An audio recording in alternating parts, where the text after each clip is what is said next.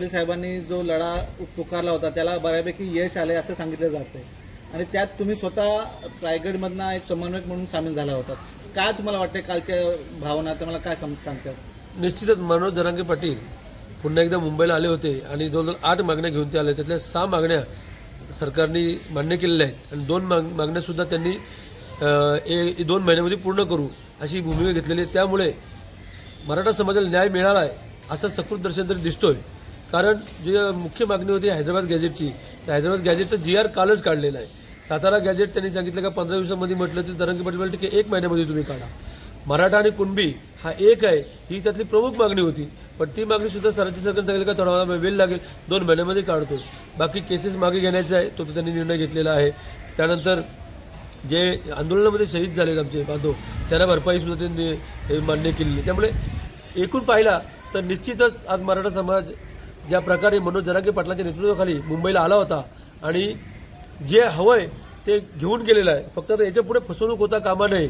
कारण कशा प्रकारे 2 महिन्यामध्ये जर का मराठा आणि कुणबी जर का हे GR निघाला तर निश्चितच न्याय मिळेल. म्हणजे तो सरकारने शब्द पाळावा आणि मनोज जरांगे पाटलांच्या पाठी संपूर्ण रायगड जिल्ह्यातून संपूर्ण महाराष्ट्राच्या कानाकोपऱ्यातून करोडो लोक आले होते आणि ते आल्याच्या नंतर सुद्धा मुख्य म्हणजे की मनोज जरांगे पाटील ज्या प्रकारे नेतृत्व करतात सोबत करोडो लोक घेऊन जातात आणि त्या करोडो लोकांना सुखरूप पण घेऊन जातात. हेच मनोज जरांगे पाटलांचं वैशिष्ट्य आहे. बरं, महायुतीने हे सगळं तुम्हाला गॅजेट किंवा सरकार ते तरी जाहीर केलेले, मग तुमचं त्याबद्दल तुमचं मत काय?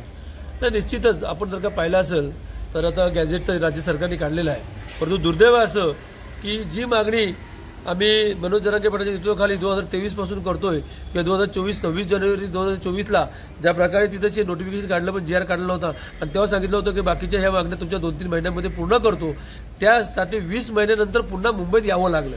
हे दुर्दैव आहे. आम्ही सुद्धा सरकारचं कौतुक केलं असतं, आम्ही सुद्धा जल्लोष केला असता. कधी जर का मुंबईला येऊ दिलं नसतं तर त्याच्या आधी जर का GR काढला असता, ज्यावेळेस मनोज दादांनी 2 महिन्यापूर्वी सांगितलं की हो मी मुंबईला येतो या मागण्यांसाठी, त्या मागण्या जर का तो GR घेऊन जर का आंदोलन सरटीला आले असते तर तिथे सरकारचा उदो झाला असता. शेवटी संघर्षच करावा लागला, कारण मराठ्यांच्या नशिबी संघर्षच आहे, त्याला काय पर्याय नाही. म्हणून आम्ही संघर्षातूनच मिळवतोय.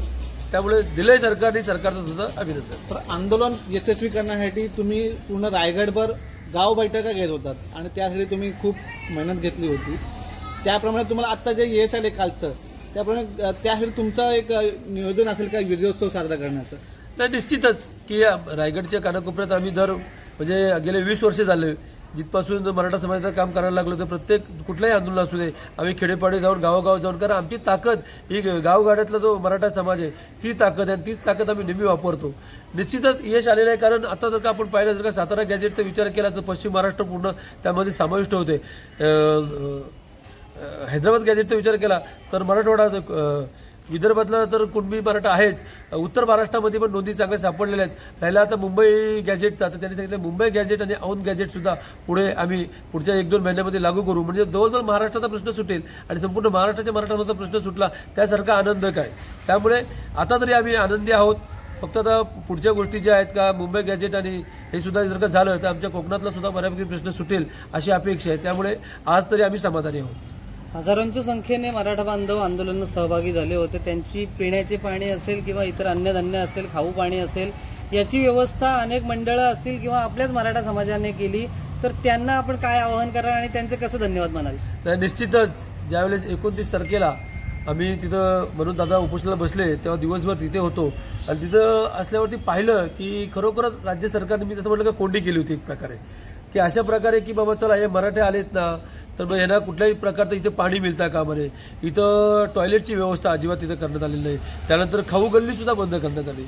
म्हणजे कदाचित राज्य सरकार इतिहासाची खूप त्यांना जाण आहे आणि त्यांनी काय केलं असेल की पानिपतमध्ये जसं मराठ्यांना तिथं हरवण्याचा प्रयत्न झाला होता की काय केलं, तिथं रसद मिळत नव्हती. जवळजवळ 1-2 महिने पाहिले तर मराठे एक वेळचं अन्न खाऊन जगत होते. शेवटचे मला वाटते 15-20 दिवस तरी बिना अन्नाचे लढले, म्हणजे उपाशी तापाशी मराठे लढले, परंतु तिथे सुद्धा काय मराठ्यांचा पराभव नाही झाला. म्हणजे अब्दाली जिंकला पण नाही, हरला पण नाही, मराठे जिंकले पण नाही, हरले पण नाही.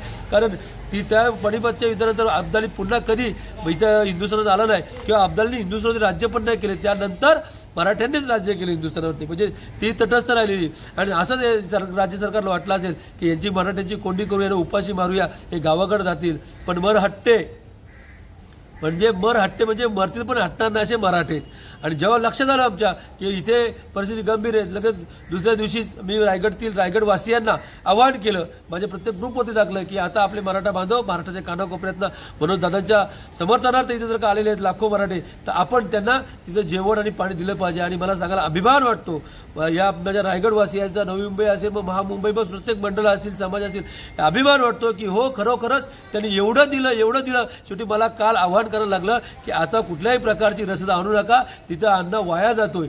एवढं भरभरून कौतुक या रायगडवासियांचं, नवी मुंबई किंवा महामुंबई आमची किंवा महाराष्ट्राच्या कानाकोपऱ्यातून, सोलापूरपासून, नांदेडपासून, नाशिकपासून सगळीकडून लोक आली. आज रायगडचा जर का विचार केला तर माणगाव असू द्या, अलिबाग असू द्या, पाली असू द्या, पेण असू द्या, त्यानंतर कर्जत, खालापूर, पनवेल सगळीकडून मग आमच्या कामोठा, खारघर, करंजाडे असेल, कळंबोली असेल, प्रत्येक खांदा कॉलनी असेल, प्रत्येक शहरामध्ये आम्ही अन्नछत्र उभे केले होते. जवळजवळ आमच्या प्रत्येक शहरामध्ये हजारो बांधव रोज रात्री यायचे, इथे जेवण करायचे, झोपायचे आणि सकाळी उठून पुन्हा आझाद मैदानाला जायचे. त्यामुळे खरोखरच मराठा समाजाचं कौतुक आणि त्यांची जेवढे लोकांनी सोय केली मनापासून त्याचं मी ऋणी राहील की खरोखरच मराठा बांधव महाराष्ट्राच्या कानाकोपऱ्यातनं आला होता, तो समाधानाने गेलेला आहे. आरक्षण पण मिळालं आहे, पण ज्या सुविधा मिळाल्या त्यामध्ये तो समाधानी आहे.